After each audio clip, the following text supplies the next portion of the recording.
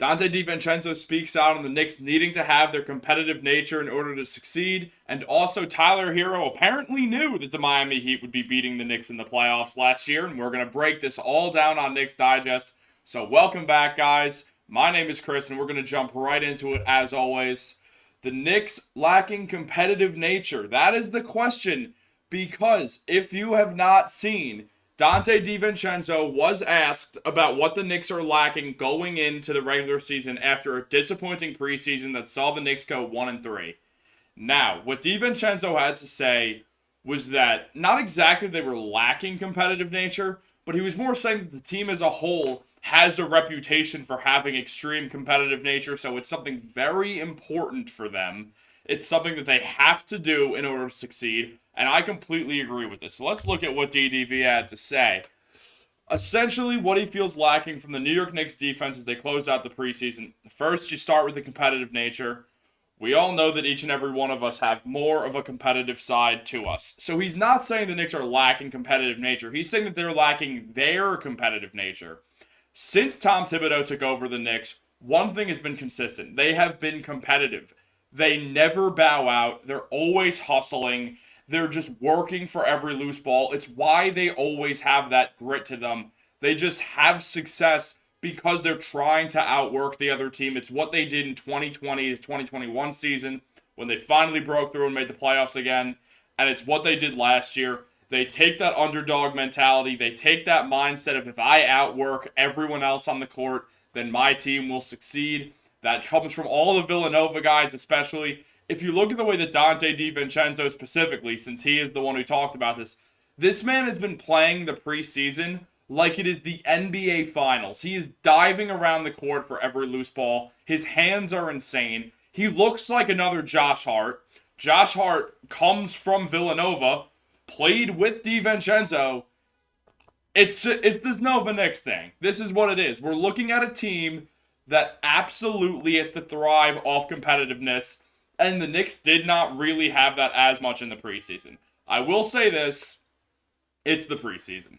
The 73-9 Warriors lost 4 games in the preseason when they, right before they went on to win 73 games and break the NBA record before losing to LeBron and the Cavs in the finals.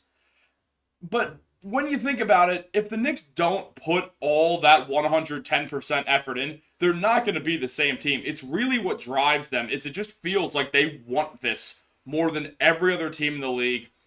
The 2021-22 season was very weird because Alec Burks, a career wing, was playing point guard. But really, these 2 playoff runs, it's just felt like no one has outworked the Knicks. Like the Knicks have always wanted it more. That was always the case. Even against the Hawks when the Knicks were getting beat up in the playoffs, it still felt like the Knicks wanted it. It just felt like they were demoralized. Against the Cavs, you could see it. I mean, especially with Josh Hart, but really with the whole team. Isaiah Hartenstein made a huge play that series, which saved, I won't say saved the series because it was kind of a blowout series, but he made a game-saving play by hustling for an offensive rebound that he should not have gotten. The Knicks have gotten to where they were because of this competitive streak, because of this competitive nature. So Donte DiVincenzo is absolutely correct. The Knicks can be more competitive, and it was just preseason. You're getting back into the swing of things. I do not think that'll be something that carries over to the regular season. And I think we will see the Knicks be competitive almost every game, and we will see them back in the playoffs, hopefully back in the second round, because of not only the talent that they have now accumulated to this roster, but also because of that just sheer will to win and just that mindset of I'm going to outwork the other team by hell or high water. Now, also, Tyler Herro knew that the Miami Heat would beat the New York Knicks. That's interesting. Maybe Tyler Herro saw something on the bench when he was injured, and I'm not going to make fun of Tyler Herro for getting injured. Anyone who's ever had any sort of injury knows that they're a nightmare, and it sucked that Herro was not healthy for his sake. It's a real shame for him. It's a real shame for the Heat because they could have done better against the Nuggets. But okay, Tyler, let's relax here. You knew that the Heat were going to beat the Knicks. How did you know? What did you know? What did you see, Tyler Herro? That's one of those things that people say to act all cool and tough, like, oh, we knew we were going to beat the Knicks. Yeah, it's easy to say after you beat the Knicks. Must have been such a complicated situation. I mean, Julius Randle had one leg. You're going to beat the Knicks when they're all NBA player, when the only guy to make the All-Star team on the Knicks had one leg, when the Knicks were missing Emmanuel quickly also towards the end of that series. Wow, y'all really overcame some major adversity to win that series. Great job, Tyler Herro. Great analysis. You were able to beat an injured Knicks team. That is incredible. I don't know how he did it. He should bet on sports, even though it's illegal, because clearly he can see things that no one else can. I mean, I for sure thought with Julius Randle's leg caving in multiple times and him just falling over while running, I was like, oh, the Knicks are fine. They're perfect. Everything's okay. They definitely have more than just Jalen Brunson and RJ Barrett. Oh, man. I mean, that's what you're going to get. You're going to see people say this. And also, Tyler Herro knows damn well that if he puts the Knicks in his mouth, then he is going to get views. He knows that. And obviously, he talked about every team. So let's just take a quick look. He said, it was tough emotionally. My mindset was on making a good playoff run. When I first got hurt, everybody was like, no way he's coming back. We were the 8th seed going against the Bucks. Then we beat them. We knew we were going to beat the Knicks. Then Boston was a great series. I was just waiting for that series to see what was going to happen if I had any hope of coming back during the playoffs. Again, I'm not going to go and hate on Tyler Herro for being injured. As anyone who's ever had an injury knows, it's the worst feeling in the world. It just sucks. So I feel bad that Tyler Herro did get injured, did get that hand injury in the first game of the playoffs. But, I mean, you're just going to blow right over. We knew we were going to beat the Knicks. The Knicks had sort of a more competitive series than the Celtics because they didn't drop 3 straight games. I mean, yeah, I know that series ended up going to 7 and the Celtics almost pulled off the unthinkable, but they didn't. The Knicks were with you guys throughout that entire series, and also, literally, Julius Randle was injured. Emmanuel quickly got injured halfway through the series. Who knows? It's one of those Knicks for clicks moments when you think about it. That's all that really is.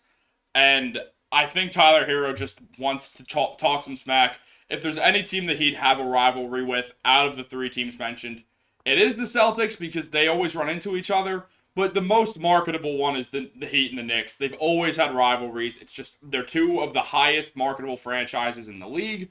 And that means you are going to get views when someone on the Heat talks bad about the Knicks or vice versa. What Tyler Herro didn't know, though, was he going to be on the Heat the next year? He said that he almost had his stuff packed up because of the Damian Lillard trade. So clearly, Tyler, you are very important to the Miami Heat because you always get dangled in trades. So you should be good at knowing what other teams are going to do because you never know when you're going to be on another team. And with that, that is what we have for Knicks news for right now, for today. And guys, please like this video. Please subscribe to the channel. We are on that grind. We're going to make more videos. We're going to be dropping multiple videos a day because basically the NBA season is in swing. It has not exactly started yet, but at the time of when I'm filming this video, it is starting next week. This video will probably be out over the weekend. It is Friday right now, so technically the weekend has begun, which is beautiful. We love it. But guys, remember, once next week starts, there is regular season basketball. There is going to be Knicks basketball until at least April, hopefully through May again. Maybe through June. Okay, probably not, but you know. Guys, make sure to like this video and subscribe to the channel. It means so much to us. Leave a comment down below what you think of Tyler Herro's remarks.